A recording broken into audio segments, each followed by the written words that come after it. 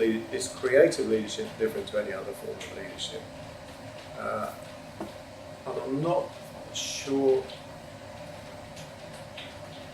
I remember going to a talk where they were talking about Pixar and the success of Pixar.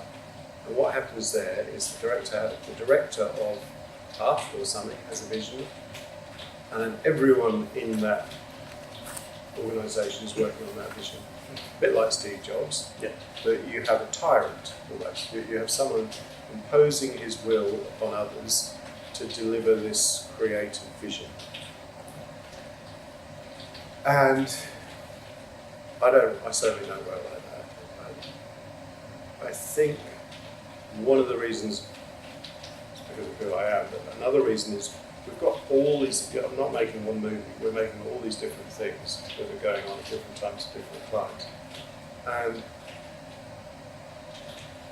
you can't, I don't think there should be a house style of advertising.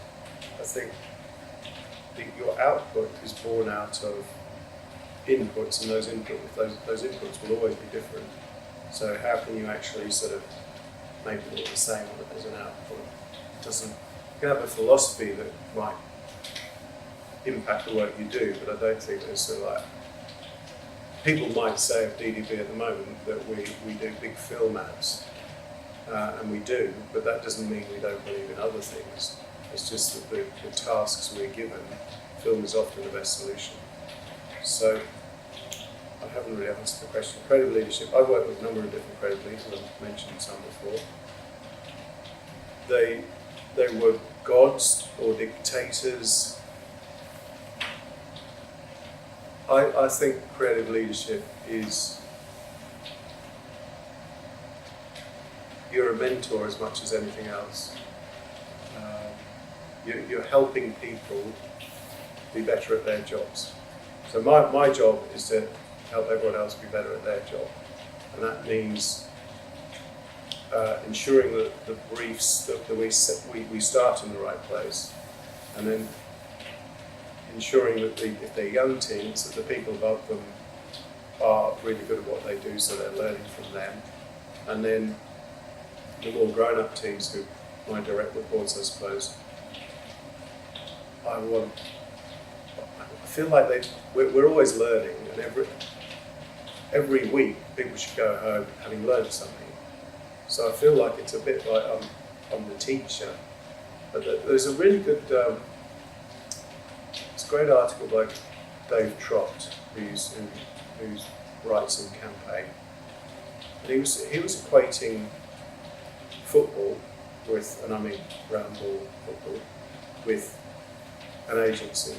And he said there are some creative directors who are the strikers, they score the goals, they're up front, they're flash, and they get all the glory, and their teams win. Right? There are other creative directors who might sit on the sideline, who's more a coach than a player. He described his position as being one of the fullbacks, and his primary focus is don't let the opposition score. And then his next job is kicking the ball up front to other people to score. And I think that's a brilliant way of doing it, because your first job is to make sure, it has to be protect what you've got. And then your next job is help other people make it better. And it shouldn't be about you getting the ball and running up to the front and scoring the goal, because that's what all these other people are here for. The other thing, I think we've got, let's say we've got 30 brains in the creative department. Aren't we going to get better ideas if we're tapping into all of those brains than if we just use one brain and say that's what we're doing? So I guess creative leadership is about mining brains and using your brain to get the best out of their brains, not forcing your brain upon them. Got too many analogies. I think one of the big questions at the moment is about an idea can come from anywhere. I think I think management, clients, the whole world's become more creative. So in the past, people would say, "Oh, I don't know how you do it." Now people can get on a Mac and do some pretty amazing stuff themselves, and everyone's creative at the end of the day. We're all creative. There are some people who probably love expressing themselves more than others, but I find the notion that an idea can come from anywhere quite dangerous, because it's true. Whilst it's true, there's only one bunch of people in the agency paid to have ideas who will lose their job if they don't. So there's this wonderful, in fact it's probably easier for someone whose job doesn't depend on having an idea to have an idea. So I think you need to be welcome to an idea coming from anywhere, but at the same time you can't have people expecting that their idea is suddenly the idea. That still has to be the role of the creative director to identify and nurture those ideas. I know there are some creative directors who,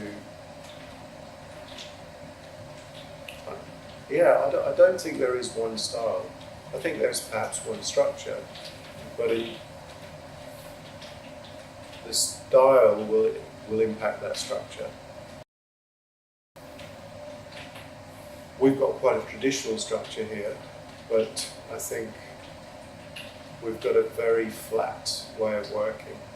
So we will have very open and honest conversations about things. I'll say, I think we should change that, or maybe that's not right. And then sometimes I'll have to sort of say, no, that's wrong, do that. But I won't start there. And I know there are creative directors who just, when they're going through ideas, they're going, nah, that's shit. There might be something in that. So, and that's all they do. And they're brilliant. A lot of those creative directors are brilliant. They've done some awesome work by not really helping people that much, but by just saying, no, that's the good one, those are shit, without explaining. I would go through that work and say, well, maybe if you did this and that and that, and then, well, no. So sometimes you can give too much feedback, and you might be better off just letting people work it out for themselves. So I don't think there's except, having said that, if you think about, it's a male-dominated industry, the creative side of advertising. There aren't many female creative leaders, and the industry's been trying to do something about that. And we're very fortunate to have my partner in primary, Tara Ford, as ECD, is, I think, so yeah, the most high-profile creative woman in probably this part of the world, not just Australia. And I think that there is a change that occurs when you get senior women in creative positions, because we have meetings where all these blokes looking at things, and they tend to see things much the same way, even though we're all different, so we're seeing them differently. And then you get a woman's perspective, and it can be completely different. So that is something that is changing, which will change for the better. Now, it doesn't mean it's new, because if you go back to Bill Bernbach's heyday in the 60s, his creative directors were women, and a lot of really brilliant women working at Beacon then. And it's just not, it's not common, but it will become increasingly common, I think, to have senior, female creative leaders. So that'll help a lot. A few years ago, I experimented with threesomes. I wanted to get a digital person, so you'd almost have art copy code. So each person would have a different skill. It failed because clients didn't want to pay for it. And all of a sudden you had 3 people, not 2 people, and they'd be arguing, certainly at the leadership level, I only want one creative director, I want one that can do everything. So that that didn't work. What we're doing quite successfully here is, well, on a recent pitch, we essentially had 5 people working on it, a credit director team, a credit team, and then a credit director with a social, more of a social PR background. And I think that worked really well because you had different skill sets coming together. So I think the beauty of a team is creativity is such, we're so insecure. Because what you're doing, you're coming up with an idea, and you're sharing it with people, and you're getting it ripped to shreds, most of the time. Every now and again you come up with an idea and you share it with people and they go, that's great. But most of the time it's rejection. If you're in a team,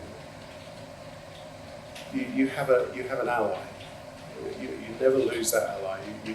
That person is there for you through thick and thin, and you've come up with this idea together. Even one of you may have come up with the idea, and the other one might have made it better, or it might be all one person. But you go in as a team, you share an idea, and without that person, it's fucking hard. So I think for the mental health of creators, a team is essential. What I find more interesting is, to me, a team is the minimum of 2 people, and it could be a maximum of 6 or something, I don't know, maybe more. And you find in pictures, you work with dynamic teams, and the discussions, one of the things that has changed for the better, I think, is just being free to chat about ideas. And you get that, so it's not just a team, you get, okay, we'll review the work, there might be 5 of us, and we'll just chat. And then suddenly things happen, because people are more relaxed, and you've got it's a bigger team, but you can't do everything like that. You need to do the groundwork, you need to start with those people coming up with ideas. I think the team can also be the planner and the creator, and get the suits in. There's an opportunity for those meetings to grow in that sense of team. And that's why agencies always at their best in a pitch, because they are genuinely collaborating and they're doing it quickly. And we're at our worst when we don't collaborate and we've got lots of time, because it doesn't help. The one thing that hasn't changed is human beings. And Bill Bernbach has a great quote about that, about the one, we're as an industry, we're focused on what's new, but man's instincts have been honed over millions of years and they're not going to change overnight. I think that is so true. If I had we talked earlier about human-centric design. I think everything starts with human beings. And you have to understand human beings to be effective at advertising. And we haven't changed. I remember seeing a brilliant quote about the youth of today. They're lazy, they just spend all night drinking and partying. And what future, I fear for the future.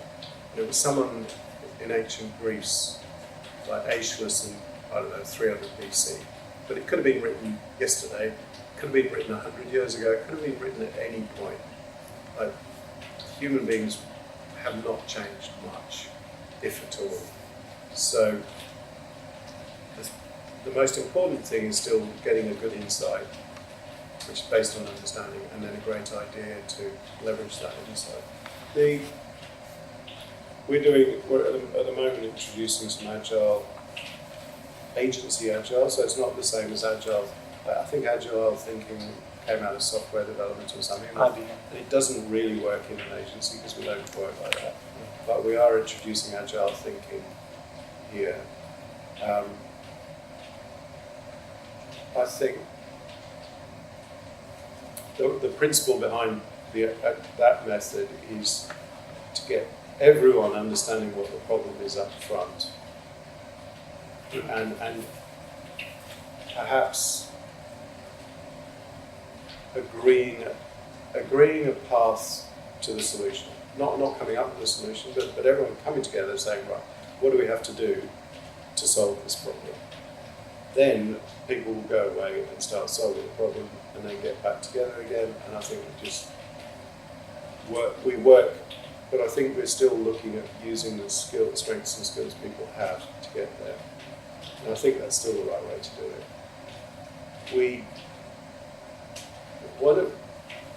If design thinking is all about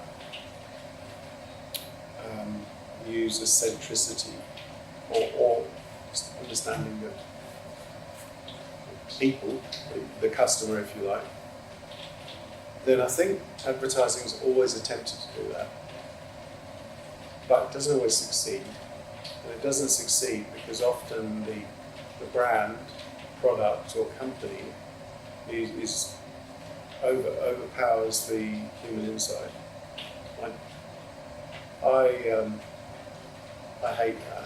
I think you get nowhere unless you have a genuine human insight. And when people worry about that being generic, it doesn't matter.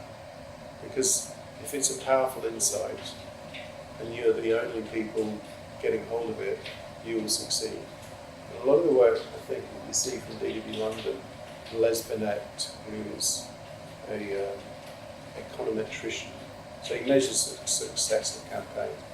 It will show that there's never a formula, but there are some key ingredients, and they tend to be about connecting a brand, well, with an emotional area of your heart and soul and brain, where you just Hovis in England owns nostalgia. And it has done brilliantly. And you don't have to worry about brand cues too much because you know it's a Hovis ad. Anyone could. It's generic. I mean, any brand with a past could go there, but they've been there. I'm doing a staff talk tomorrow, and one of the things I'm going to talk about is their Kaepernick Just Do It statement. Everyone talked about him bending a knee, people burning Nikes, and then sales going down, and then sales going up. I didn't hear anyone talk about 30 years of Just Do It, which is incredible. And they've stuck with the same positioning because it's been relevant. That relevance, it will never die. Their brand, their product, their brand, the notion of just doing it will never grow old, and they have always found a way of refreshing it. So unlike some brands where when your dad starts wearing them, you do not want to wear them, Nike is a brand for everyone that shares that belief, and I think that is about human-centric. I guess people do worry about it, particularly with big consultancy firms buying into agencies. I think the one thing that we do is the essential ingredient of our business is creativity. Now, as people get excited about programmatic and AI, there will be more and more people who say you don't need an agency because you do. But genuine creativity is a very human thing, and it's all about understanding human beings. So